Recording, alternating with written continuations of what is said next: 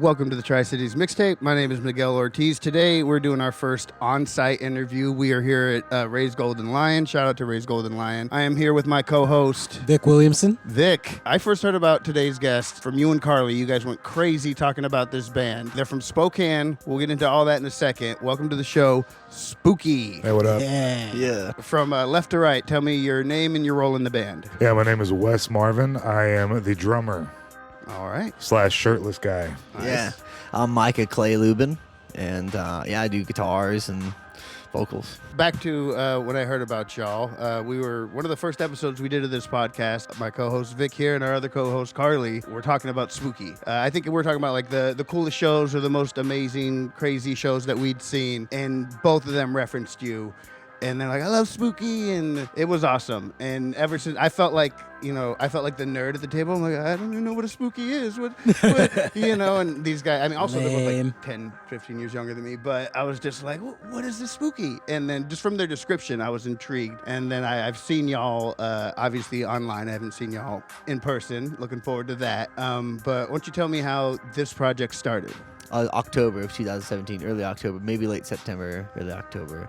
So I was in a band called The Blue, and I am still kind of. We've just been on a hiatus for 6 years. Oh, it's okay. So It happens. by the time, we were, we released this album and all this shit, blah, blah, blah. And I had these riffs. I just moved to Spokane from the Tri-Cities and then previously to the Oregon coast. I was in the Oregon coast. So Oregon. Oh, nice. So I grew up in Walla Walla, Tri-Cities, Oregon coast, Tri-Cities for a second to record this record, release it, then I moved up to Spokane. So this is important just because of where I was at mentally when I was in writing mode. I was writing all this music and I was in this cool space. Yeah, very prolific time. Yeah. So I just released this record with this band called an indie rock band. But during that time when I was writing the indie rock record off the Oregon coast, I wrote a bunch of like heavier songs. Mm-hmm. They just didn't fit with the band. Right. And so I had an idea for like an art project, and I had some friends that were dabbling in production, recording, and things like that. And I just met Wes the year before, and we had we were hanging out a little bit here and there. I knew he was a drummer, and so this concept for this little EP, and I was going to call it Spooky Blue, and I did. I called it Spooky Blue. We recorded it and we released it, but I wanted it to be one takes only. Oh, okay. One takes Love only. that. And Wes didn't even hear the songs before Wes tracked them. Okay. Wasn't necessarily one takes with Wes, and understandably, but for the most part, it was like fucking one session. And it was what like... was recorded was his initial reactions to your song. initial Fuck reaction. Yeah. And my takes were just one takes, and I fucked up sometimes on some of them. Yeah. I literally I have hemorrhoids, and I had a hemorrhoid burst in the middle of one of the songs, and it fucking sucked. Damn. And I fucking threw my guitar down on the ground, and it fucking broke the neck. And all that's recorded, and it's all in Spooky Blue. It's BLOO. on the track. Y'all kept it in? Yeah, we kept it Hell in. yeah. Yes. That guitar is also, we still have it. It's screwed to the wall in our studio. Is that hemorrhoid credited in the liner notes? It's not. It should be, though. Should have given it a name. It was the size of a fucking golf ball. Is it okay to cuss? Yes, Okay. yeah, we're good. Fuck. We're on the internet. Thank you for asking. Yeah. I felt like it's too late. I kind of cussed a bunch already. No, it's all good.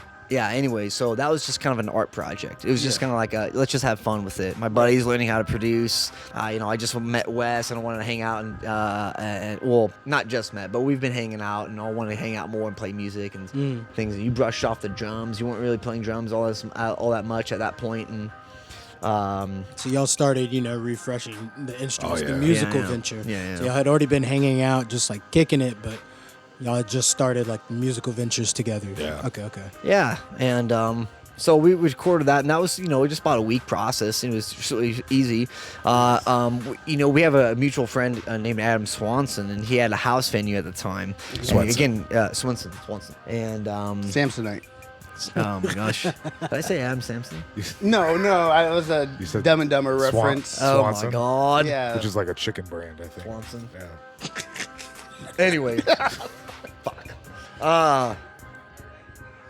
Adam has a house venue, and he's going to be throwing a Halloween party, and reached out to Wes and I, and was like, "Hey, would you want to like play this house party for Halloween?" Because Yeah. a mutual friend in the friend group, Buzz, we're talking about the fucking art project, whatever. Right.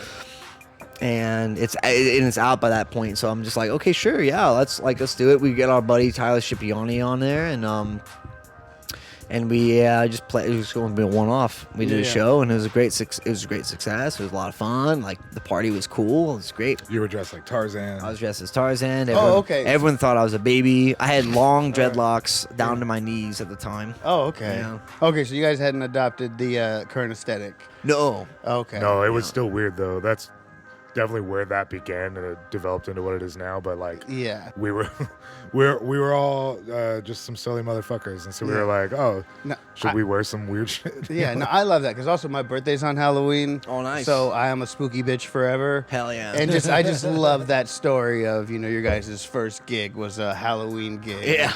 And then so what? You guys liked it so much you're like, let's keep doing it, or were you guys offered another gig?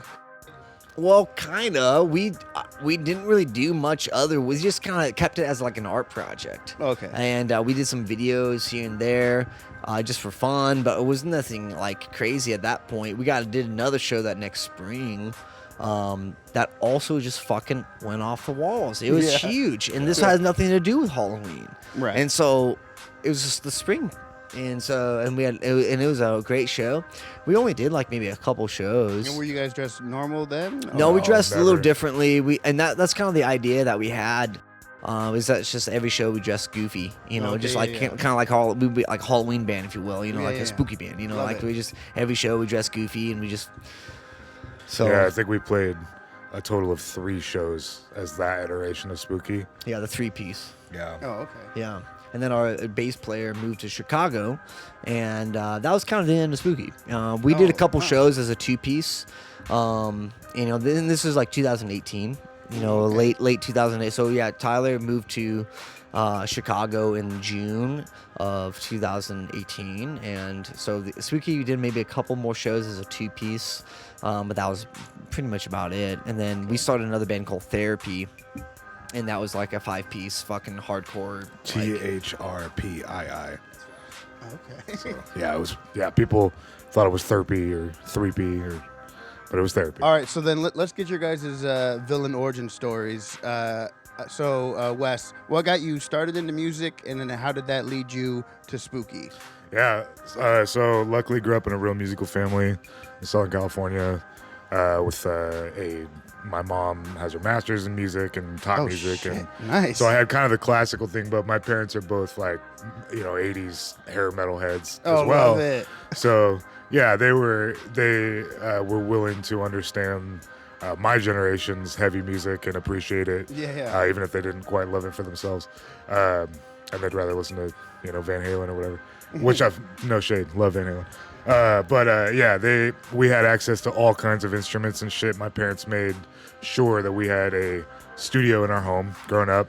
Anything from grand piano to drum set to trombones. What was the first instrument you gravitated towards? First was definitely drums for me really? personally. They gave me a guitar first. Yeah. And I mean, fast forward now, I play guitar and drums would be my main instruments. But at the time, my guitar was too difficult, and I just wanted to hit shit.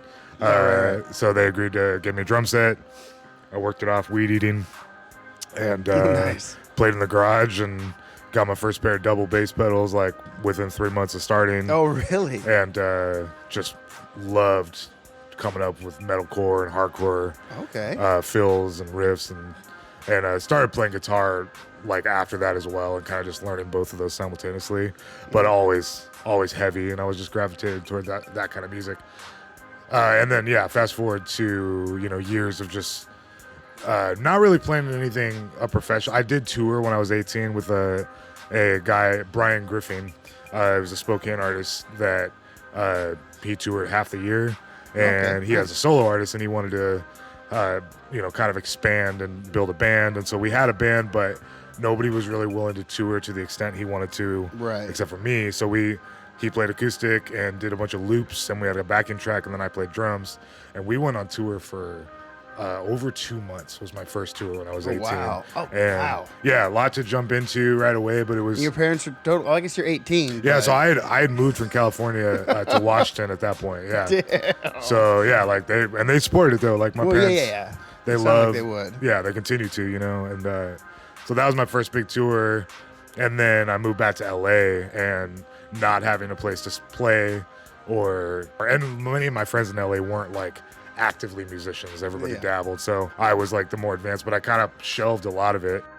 Kept playing guitar and songwriting that way, but drums particularly I shelved at that point, just because I didn't have access to them. Kind of just saw just a culture change in my life while I was living down there, and wasn't really stoked about just the LA culture for me at the time, and like I'm missing that creative element.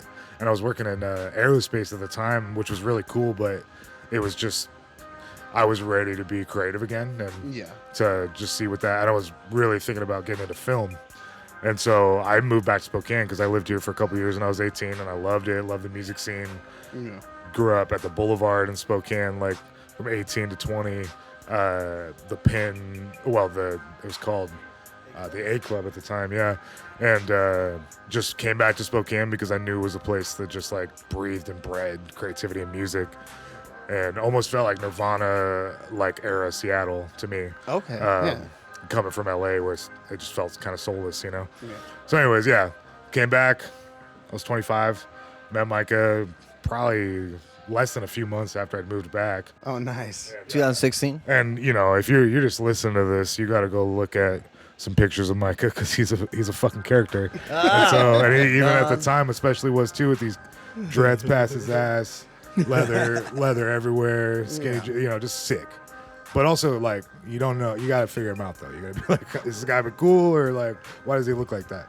And then I could be very weird. Yeah. But then, you know, figure out he's cool. Maybe I am. I mean, it's a good filter though. So if people can get past that, you can kind of check that. All right, they're cool, they're chill, they pass the, you know, whatever, the vibe check. They pass the vibe check. Initial vibe check. If they can put up with my assless chaps, you know? Yeah, exactly. As soon as I talked to him, I knew he was cool. I was working my first film job. I got one here in Spokane. I mean, now that's all I do that's fully my career. But that's a whole What, you other have story. a day job? I do. I mean, if you want to hear about it, we'll talk about that later. Well, it's a cool job. Yeah. That's fine. We do good shit. But yeah, I was I was in my creative prime. Right. Because I had a film job. I'm looking for musical opportunities. I'm back in Spokane, city of music for me, and just waiting for an opportunity. Right. So Michael was the first to ask. So to rewind it a bit, were you in any shitty bands in high school or anything? Oh yeah, I was in many ones. My first serious band actually was here in Spokane when I was 18, and it's so embarrassing to talk about. But we were named I Am the Gun. I Am the Gun. I Am the Gun. Okay. And it was with a bunch of college mates of mine, and we played really shitty metalcore. But I was kind of working in the scene and making connections at that point, people that I still know today and work closely with. And I got some hookups for opening gigs that we had no business playing. Nice. Nobody crazy huge, but just we were really bad. Right. And so, yeah, that was the first one. I was in another band called Reverie, which was a lot better, more metalcore. And then in LA, I was in a couple different like experimental hardcore groups down there. So yeah, I'd been in a handful of bands over the years, but like never like really had the opportunity to work so collaboratively. Yeah. With Micah and even with Tyler as a 3-piece even, and now much less a 2-piece. Super easy to just get innovative with less people. And so, yeah, a lot of that was awakened in me after.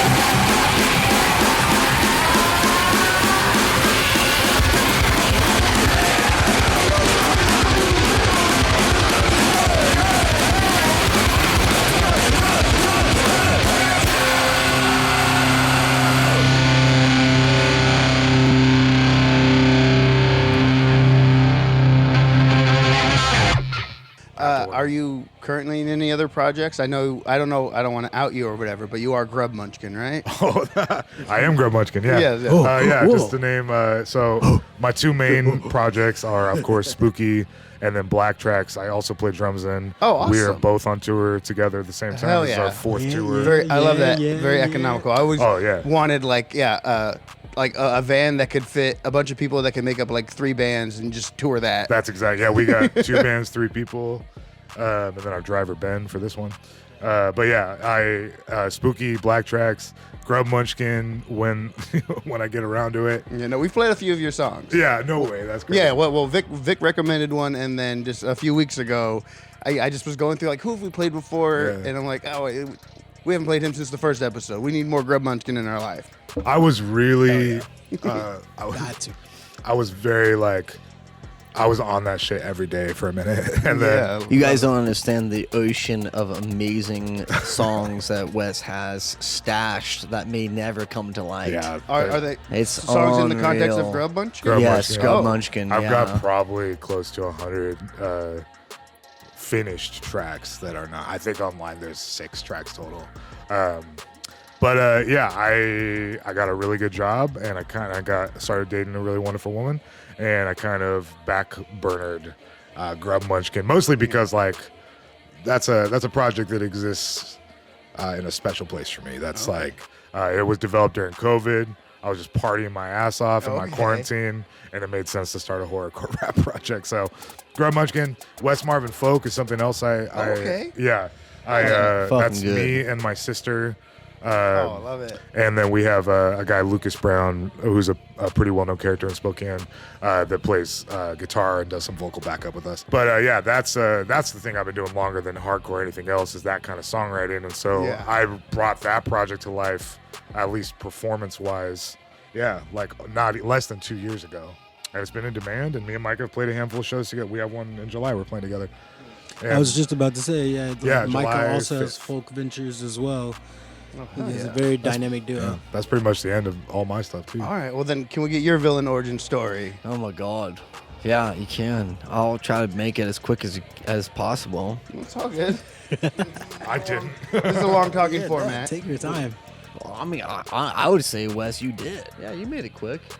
I felt like I You was could talking have. You forever, could have but I'm gone. You know, you pretty did a honest. great job of like getting the right point across and cutting some unnecessary details. Thank you, But- because I thought I was rambling. Yeah, it's fucking Nice awesome. and thorough. It was wonderful. Okay, so I have dyslexia. I can't read very well. Can't spell for shit. And my older sister was teaching all of us how to play piano when I was probably 6 or 7. I couldn't read English. I couldn't read fucking words very well, and I couldn't read fucking piano. Oh, So I gave up on music. I gave up on the whole thing.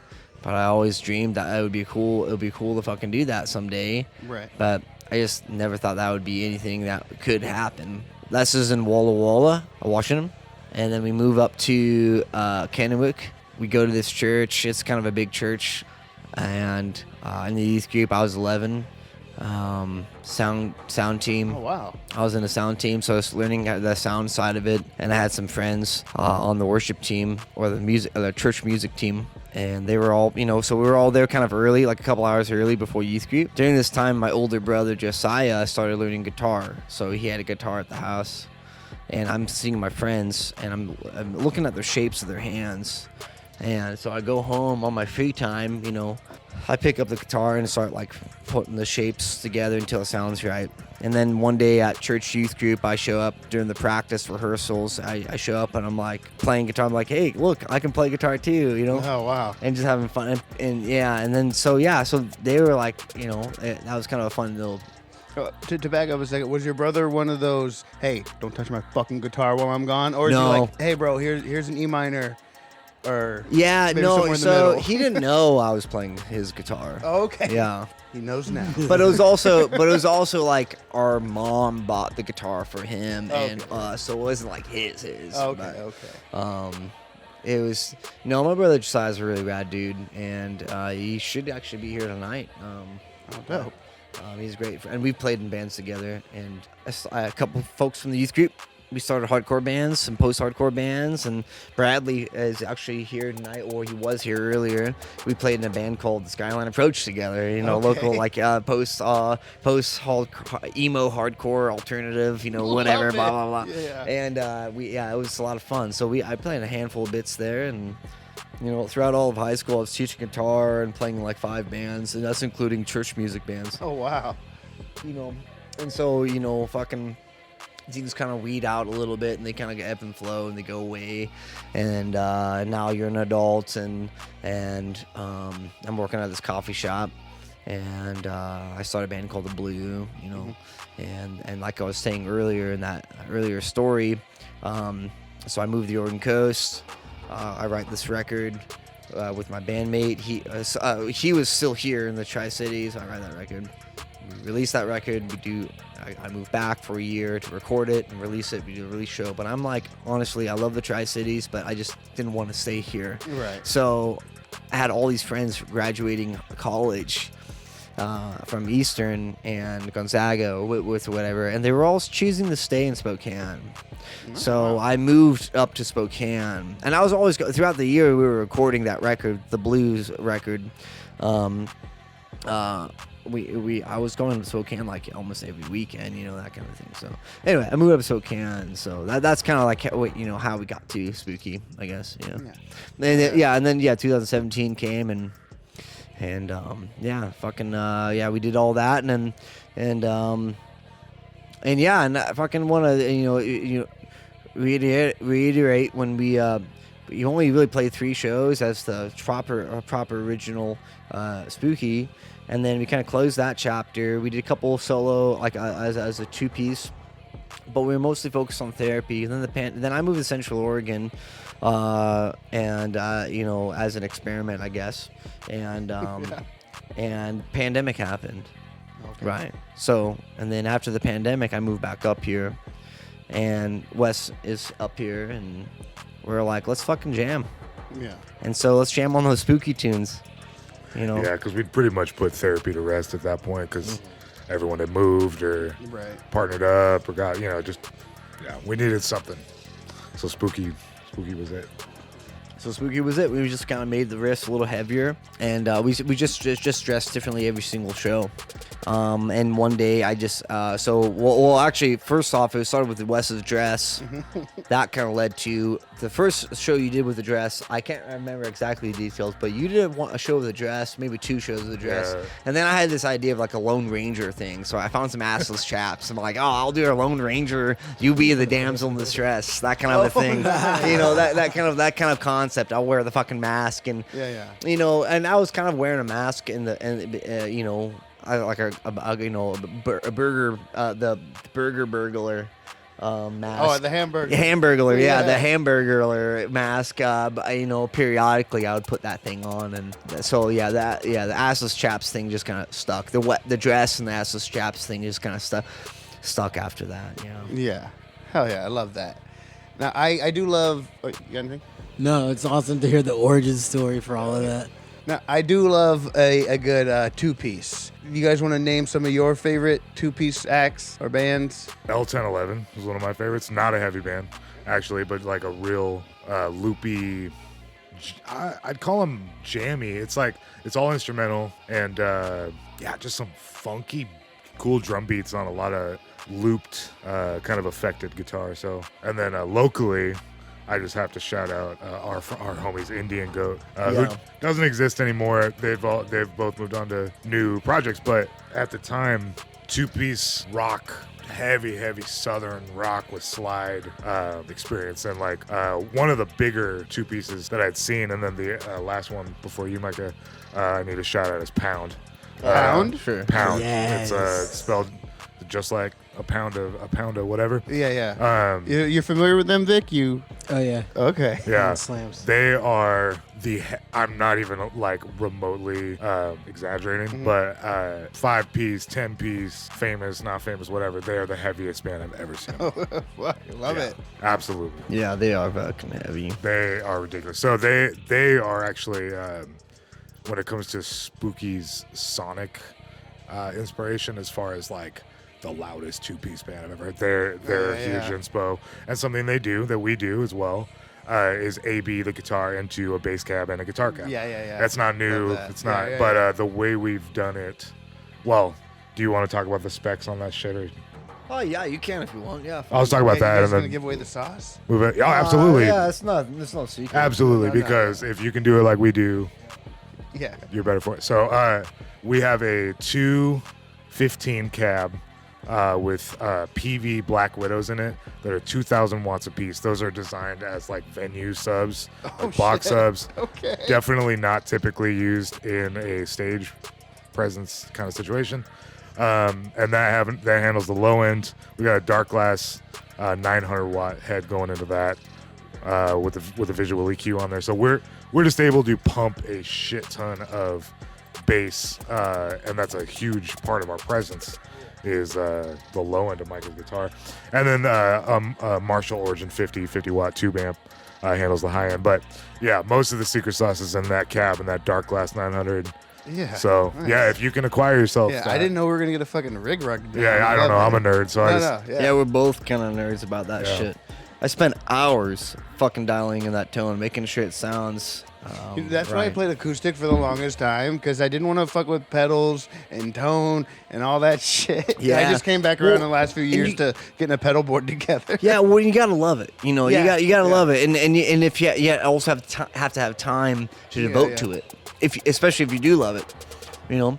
And sometimes you don't have time, and that sucks, you know, and that's just the way it goes. But if you have the time, you devote to it, you spend your whole afternoon, night to it, just like, you know what, I'm going to sit here with these pedals, with these amps, I'm going to dial in. I know in my head what I need to feel first, Yeah. and then hear secondly. I mean, feel as in when you're a guitarist and you pluck those strings, and you feel the sound waves coming out of the speakers. That is an experience. Your physical body is connected to that fucking speaker, and you want it to feel a certain way, and then from there you need it to sound right. Yeah. So once you get the feeling right, okay, cool. Now how do we make it sound right with keeping that feeling, especially with that huge bass, the bass side of it. Yeah. So yeah. I love that. Yeah, definitely tapped in a different way. Kind of like how I aspire to trying to find the pulse in a song as a drummer. Maybe you can kind of relate with that, Wes. It's like, I don't know. It's like some of that stuff comes down to band chemistry too, and I feel like you guys have a different level of chemistry on stage.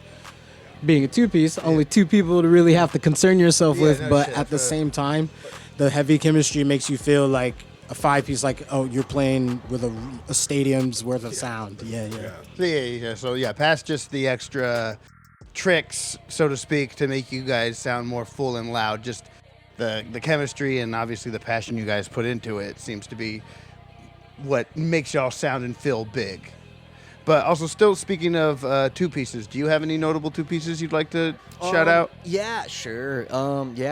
Black Tracks. Black Tracks? Yeah, Okay. they're going on tour with Spooky. Yeah. They're an awesome two-piece. That's super sick. Yeah, you guys should check them out. Hers Collective. And they're more of a collective, so it's not just a two-piece. They have multiple members rotating in the process of writing and recording, from what I understand. But there's a primary... Oh, shit. Yeah, and then Wes is literally wearing a T-shirt yeah. from Hers. Yeah. So I was Hers... wearing their shit. they were Wes, playing Bellingham. yeah. So yeah, we love Hers. They typically tour as a two-piece. Yeah. And they have no drummer. They have a guitarist, they have drum tracks and bass tracks, and and they have a whole cool system as well, and then a vocalist. I thought of another one. Yeah. Oh, No, go for it. that you all agree with, Flesh Produce. Oh yeah, Flesh Produce. Yeah. Yep, that was on my list as well. So Flesh Produce is an amazing band out of Everett or the Seattle area, right? Or Elms. They're from somewhere over there. Okay. Oh my God, yeah, they're from Everett, I think. I don't know, whatever. Seattle area, they're awesome, they're wonderful. But we played with them in Elms and Everett, so yeah, that's why I'm thinking they're from Everett. But they're wonderful. I have one more two-piece question. Yeah. If y'all had to be in a WWF tag team style wrestling match, and you can choose your opponents. Would you fight Hall & Oates, the White Stripes, or Outkast for the tag team champion 2-piece band title of the world? The answer is obvious to me. It's clearly Hall & Oates. I was gonna say Hall & Oates too. Yeah. We'll fuck them up. Dude. Love it. Same thing. Yeah. Hall & Oates. Oh, I mean, for they might sure. fight each other, in the middle of it, save you guys some trouble. Throw a couple funny They cabbie probably hats would. at him. They'll fall right over you. Yeah.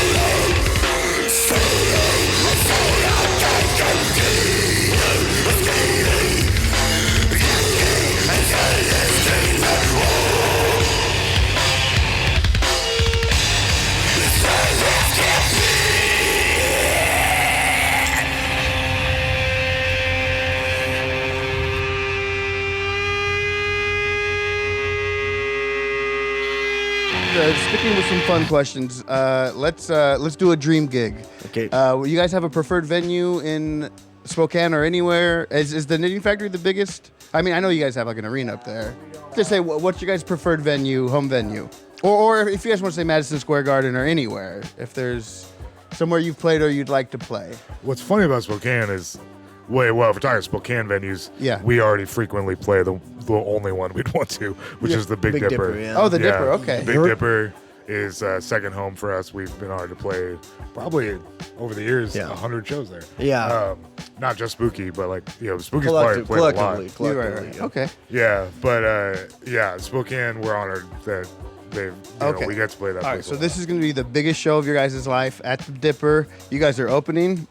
Who is the middle and the closer? And it could be any acts from all time. It could be Selena and Tupac and the Beatles. But you guys are the openers. Who middles? Who closes? And if you guys are going to argue amongst yourself, do it on the microphone. Oh, okay. Okay, I feel like so we I'm gonna throw this shit back. Remember when we used to think of unlikely tours, like Maylene and the Sons of Disaster opening for like Carrie Underwood? Yeah. So I feel like it should be something like that.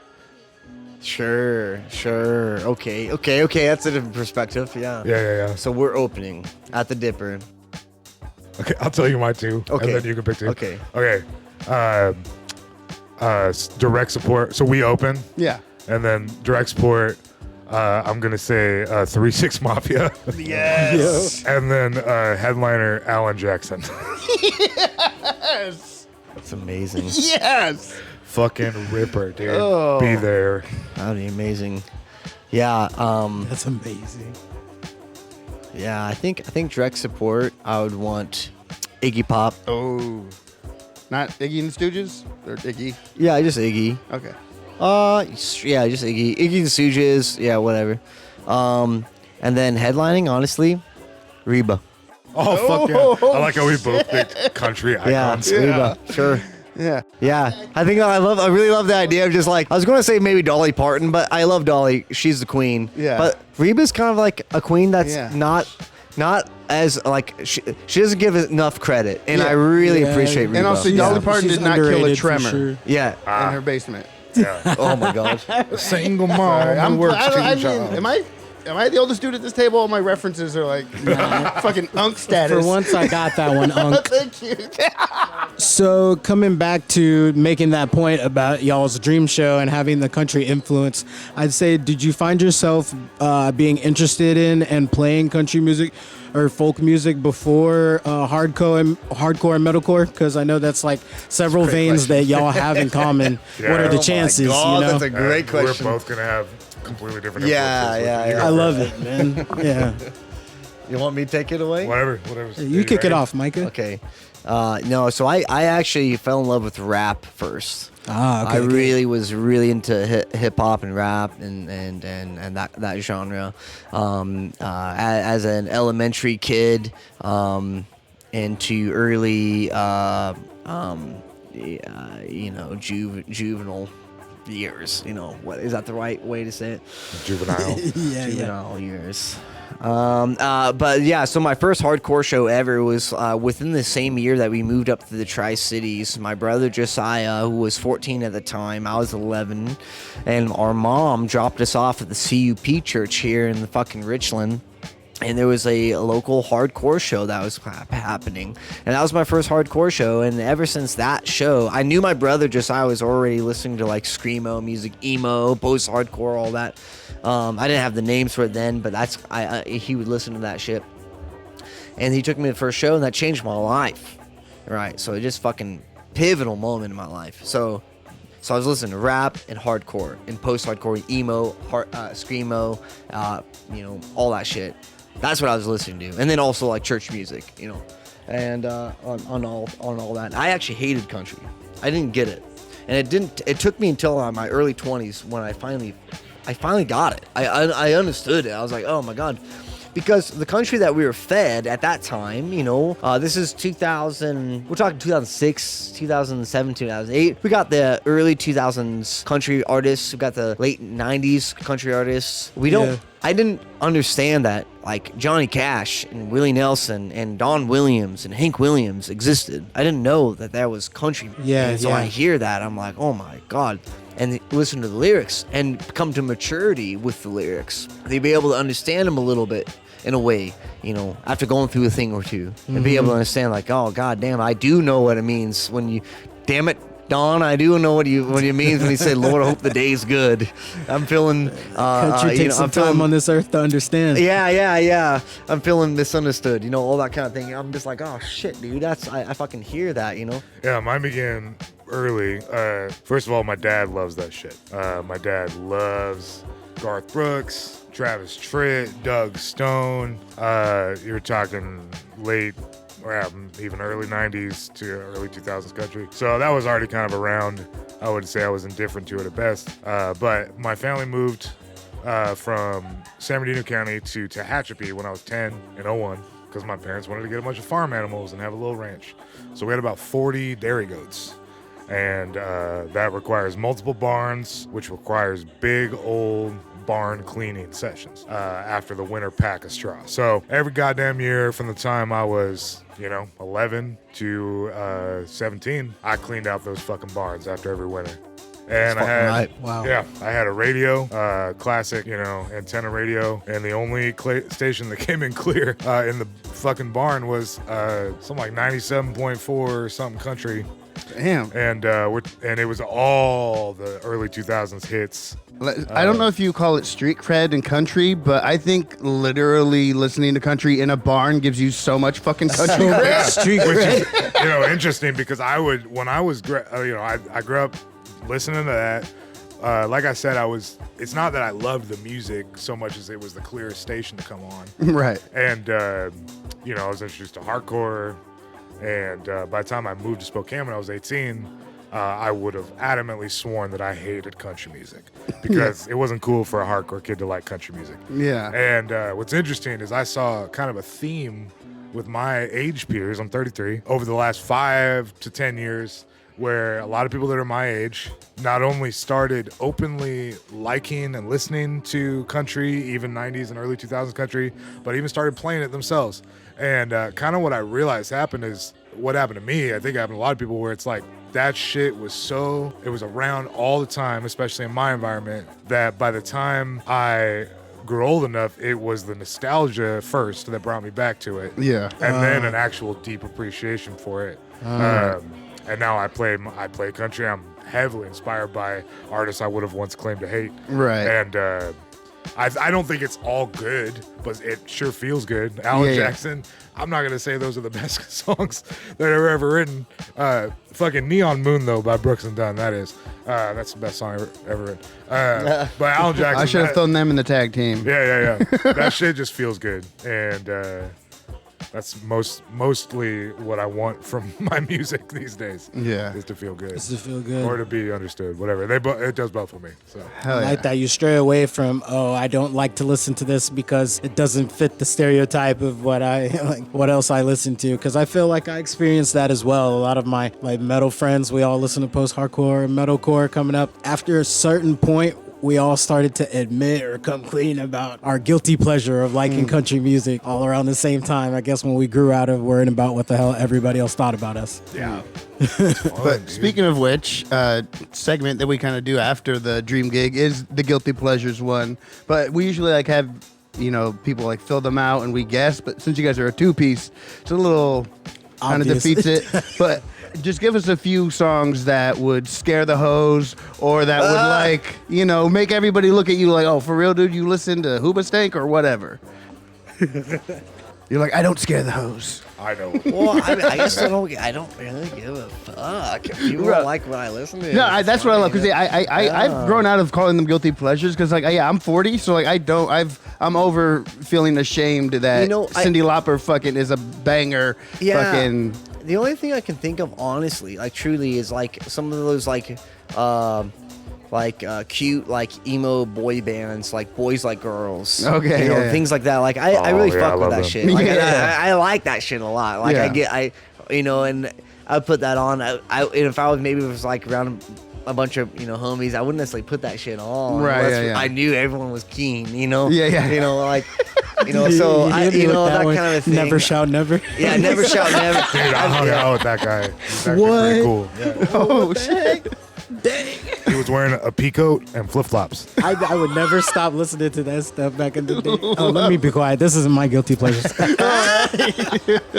Well, you save it for when we interview Word Up. Drew. Yeah, Christopher Drew. Yeah. But yeah, thank you for those. Those are awesome. Yeah. What about you, Wes? Okay, mine are actually really embarrassing because there's a lot of shit. I got no shame in saying I'm inspired by, Miley Cyrus or Justin Bieber. Okay, yeah. Never thought Justin Bieber hearing Baby, Baby, Baby back in the day. Yeah. But I'd actually listen to his current discography and be like, this shit fucking rips. No, my two formerly embarrassing bands that I listen to. One of them has always been my airplane band. I haven't done this in a while, but I used to, when I was flying back and forth from Washington to California when I was in college, fucking embarrassingly, Coldplay was my. Oh, really? Viva La Vida era. That's embarrassing. Fuck yeah, Coldplay. Man, sometimes you just want to hear I a love British guy Coldplay. whine, Dude, it's like objectively bad music, but I liked it for some reason. So funny. I love Coldplay, dude. I mean, I do too, secretly. The other one is Justin Timberlake's what's that one song that everybody knows? Took it to the chorus, you know, like. Oh, you slut! You fucking sexy like some back? fine, good music. Yeah. Fuck Well, off. no. Because if you ask me, like, not outside this con, I'll tell you a bunch of sick ass bands. I'll be Yeah, like, yeah. I'm super cool, whatever. Yeah, That JT sounds pretty solid. I can see Sing Grub Bush sexy could get back. that's a JT. And I like a song to let you know like what part of the song is next. Oh yeah. You know, I'm saying he's telling me. Thank God. I had tonight, no try idea it. Try it. when Yell the out, chorus here comes was the coming. bridge. Yeah, right. Take it to the bridge. There you go. Yeah. Get James Brown with it. You see these shackles, Yeah, lady, on shit the pop, sleigh. right? Like, also, like, I'm really into subs and the subwoofers. Yeah. Cardio. That shit bumps. Yeah. It does bump. It's good. All right. So the theme of Spooky seems to be something that you guys don't overthink, you know, but are still very passionate about, or do it for feeling good. No, not a whole lot of pretense, it seems to go into it, or any pretense that is like, you know, whatever. We're gonna be this, and I'm gonna comb my hair this way, and you have to wear purple every day, or No, we don't take ourselves too seriously. yeah, and I love that, but I guess so. Maybe this question might be a bit silly, but what do you guys hope for the future of Spooky, or goals as a band, or artistic endeavor? Yeah, I mean, I can only speak for myself. I can't speak for Wes, but I would say we just do it day by day. We are very content with where we're at and what we're doing and playing shows, and how we're playing shows and doing some small tours here and there. Like, we don't need to be famous or be big or anything like that. We love that we have been able to be a part of people's lives and encourage, you know, people in some ways, and that's really special. That blesses our hearts, and it's awesome to, you know, it's a blessing to be a blessing, and vice versa, right, and all that shit. And so it's something that we really, really love to do as pals and as buddies. I think we're buddies first and foremost. And Yeah. we like just to kick it and shoot the shit, and so this is a good 8. We're so fucking busy. Yeah. We have such busy lives, and so this is a great excuse to just be like, you know what, let's take 2 weeks and hang out. Yeah. You know, and play some shows and do some and the music that we play, we stand behind. We fucking love. We're Yeah. nerds. We're nerds. We're really invested into it, and our message is just all about love and inclusivity, and we just kind of make it a point to just like and let people know that they're loved, because I think people don't hear that enough Right. in their day-to-day life. I know people oftentimes feel like they're loved, but I just, you know, yeah. Anyway, it's a hardcore show. We like to disarm people, so I don't know if there's Yeah. any like particular message or anything like that, or goal. We're just kind of floating around and just taking it day by day. That's my 2 cents. I can't speak for Wes. All right. So you have some recorded material. Is there Yeah. plans for a full length or the next project? Yeah, totally. So in fact, we just released a new song called "The Neighbor Upstairs." It's out on Spotify and iTunes and all that shit right awesome. now. Yeah. It came out yesterday. Oh, and people just search Spooky? Or Yeah, so The Spooky? so Spooky, just Spooky. But if you know how to put the Scandinavian O's, the zeros with the O's with the lines Oh, through them, okay, yeah. you can do that on your phone by holding down like the 0 and just fucking popping up, and it gives you all the options for all the different like languages and things like that. Yeah. The reason why we did that is just because it was part of our logo, and when we released music, we released a demo. There's a lot of spookies. Yeah. And so we thought Yeah. this kind of set us apart. So we were the only ones. If as soon as you put that first Scandinavian O in there, or that Yeah. sweet Norwegian O, it's a Norwegian, I think. It pops up, the first thing that Yeah. pops up. So Do you think people expect you to be a black metal band when they see that? No, no. So many people are goofing around with the language, with Yeah. letters and things like that, with the umlauts and Yeah. things like that. So. Stylized band names and Stylized, stuff like yeah, that. yeah. So I don't think it's really. I think people can kind of put 2 and 2 together with that. Right. But and we do have like sometimes we have black metal elements, but not really. We're not. You know, sometimes my screamings, I try to do a black metal scream, but that's like a little small part. You can't put that in. Yeah. That's we're not. Yeah. Yeah. All right. So your guys' process, are you the type that you'll just, after you have a bunch of songs, you're like, okay, let's call it an album or let's call it a project? Or do you, maybe not in this context, or I guess I'm asking, do you like have a certain idea or a theme and then create the songs to fit that? Or again, is there no pretense at all and you're like, this is what happens when we play guitar and drums in the same room and we call it a song? Yeah, it's when we write a new song, it's always Micah being like, check out this riff. And I'll be like, oh, that shit is catchy. How about I do this drum shit? And there's very little plan behind that, theme, whatever. And it's not really the thematic idea that's developed until the song's done. Right. If you have listened or been able to hear any of the lyrics of Spooky, you're talking about not taking ourselves too seriously. And what are the lyrics for Bam Bam? Bam, bam, bam. Stand here beside you. Stand here beside you, suffocating beside you. Stand here beside you, starts a war. And Bees. What are the lyrics for Bees? The queen is in the kitchen. Grab the cup and get it out now. The queen sees me through it. Yeah. So we we like to keep it simple. It's all about the riffs. We don't want to keep you waiting too long to hear what you want to hear. Yeah. And the heaviest music is the grooviest music to me. Right. So that's what we're about. Totally. Okay. Vic, you got any other big questions or? Also, do y'all want to touch on your EP as well? Yeah, I mean, that was just like a cute demo that we did for ourselves, just so we put new music out under this new a season of Spooky, because we had, this not really all the other tunes that are out on line are not like what doesn't represent us well, so we thought we'd just kind of like as we started. So that was just like a nice demo that we did ourselves, and we're pretty proud of that.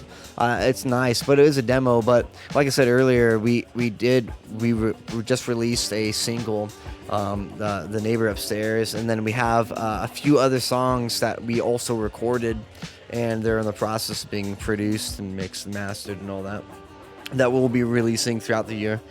Hell yeah. Yeah. Expect So some music videos. Yeah, expect some yeah. other content, Oh fuck yeah. yeah. So. All right. Do you guys have any shout outs you want to give to any other bands or venues or any girls you're trying to holler at, whatever? I got a handful. First, shout out the girl Hannah. Love you. Shout out mom. Shout out dad. Emily. No, the real shout out. We were talking about our bass tone earlier. The guy that really helped us nail down what to do with that was Taylor Roth. He owns the Senator in Spokane. Brilliant dude, knows his sonics. And then I also, and we've talked about it quite a bit, but even though I'm in the band, I want to shout out Black Tracks. I want to shout out Jake. Hell yeah. This is our 4th tour together. We've played, if you include all those tours together, like at least 100 shows. So we've done a lot together, and we've become 2 bands that kind of operate as one. So Yeah. shout out to Black Track, shout out Jake Jerome. Yeah, absolutely. I would like to shout out Wallaroos. Well, I'm sorry. Wallaroos, it's a furniture store. Oh, okay. And I'm just going to leave it at that. I'm not going to say more. Shout out Walrus. If you know, you know, I guess. Yeah. So, Yeah, we'll expand on that in another Yeah, season. yeah. And yeah, Taylor. Yeah, fuck it. Black Tracks. And Big Dipper. Yeah, Big Dipper is a huge. And Adam Swanson. Yeah, Spooky wouldn't exist if it wasn't for that house show. Yeah, hell yeah. Lane King, who produced, was dabbling with production. Lane King, in the original, and then the Dad Barbecue, that in 2016 that brought Wes and I together. So shout out. Yeah, Dane. so Dane Anderson. Yeah, shout out Dane. And the crew, he will always forever deny it, but it was, I believe for sure, he fucking denies it all the time. It was Dane Anderson and his college mates that fucking did the Dad Barbecue thing. And Okay. that, I don't know if you look it up if you want. It's Craigslist Dad Barbecue Dad. It was a huge thing. It was a on huge Morning thing in America. 2016, in the spring of 2016. Look at that shit up. Viral. It went viral. We had hundreds of dads trying to be the dad barbecue from all over the world. We put a Craigslist ad for a barbecue dad. That's the whole thing. Anyway. Yeah. Hell yeah. Google it. Yeah. But that's where Wes and I met. Oh, hell yeah. Okay. What would you tell? Hold on. Vic, you got some? Yeah. I just have to shout out my partner too, Oh, and mom. did, yeah. So my partner Skylar, and then my mom Sally. yeah. Sally. Yeah, and I'll shout out my sisters too. Shout out my Yeah, sisters. Sarah, Elizabeth. Well, you did. You shouted out. I did already. You did, yeah. Kind of mockingly though. No. Yeah. Sarah, Elizabeth, and Des or Zori. All right. Okay. So, what would you tell your younger selves if you could tell 12-year-old Grub Munchkin or 12-year-old Micah? What advice would you give to any two nerds who want to meet up at a dad barbecue and start a band? Same advice I live by now. I think I actually did discover this too late, but when I realized what was happening, I realized it was kind of always a part of me. There's a guy in Spokane, Dan Spalding, very important dude to the scene, I'll say that.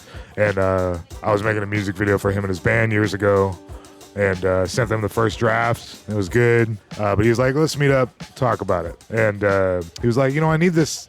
It's a really good video, but like, I need you to lean into your weird with this.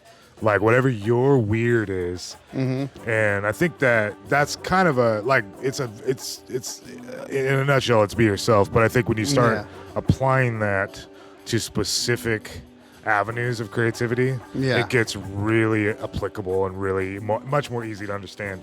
So that was for film editing and color and effects and whatever that meant. Just like basically I needed to not give a fuck and just see what weird me came up with.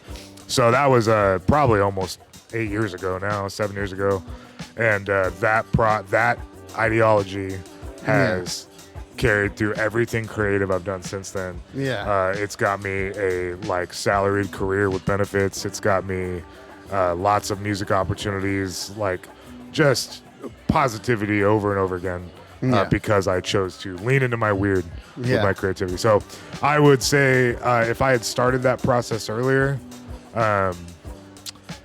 who knows what I could have, how many more bands or songs I would have made that I could have, but it was meant to be the way it was. But I tell people that all the time. These young cats, we have all kinds of kids, anywhere from 13 to whatever, in their 20s, whatever. We have a lot of young kids that come to our shows, and we're honored and we're stoked because we know we're old heads. Well, I'm 33, but apparently that's an old head now. But I tell them the same shit. They ask it for advice. I'm like, dog, get fucking weird with it, man. Don't worry about that shit. Don't take yourself seriously.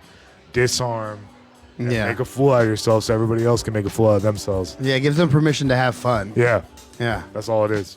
Yeah, mine's kind of a piggyback off of that. It's pretty much the same shit. It's you need to come up with your own bumper sticker. He says lean into your lean weird. into your We need weird. something profound. I don't know if it's a bumper sticker, but it's just be true to who you are and to yourself. Don't take things too seriously.